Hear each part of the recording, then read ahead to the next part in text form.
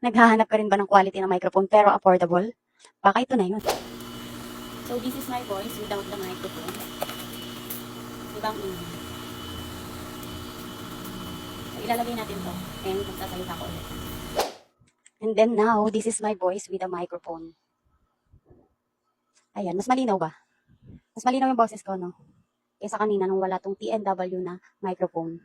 Ayan guys, uulitin ko. Papatayin ko to and then bubuksan ko ulit. Wait lang, nakapatay pala. Ayan. Naka-on pa siya. Ayan. Maingay ba? Maingay siguro pero konti lang. And then i-off ko siya. Ayan. Pag naka-green naka-on, off ko to tapos tatanggalin ko yung nakakabit. Kasi pag pinatay ko to, hindi ako maririnig. Mag-mute ako. So pag pinatay ko to, bubunutin ko ron ha. Ayan. Naririnig nyo ba may ingay? Meron siguro no, pero konti lang. So papatayin ko na sa and then bubunutin ko doon.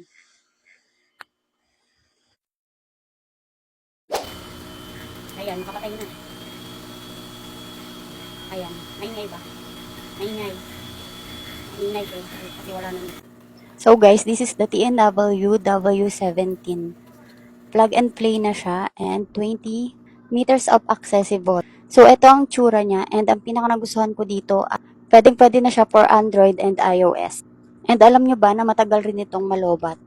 And meron na pala itong kasamang iOS charger cord and meron na siyang dalawang pom-pom balls na pwede nyong ipalit sa pinaka-microphone nyo. So guys, kung kailangan nyo rin ito, andyan lang sa yellow basket.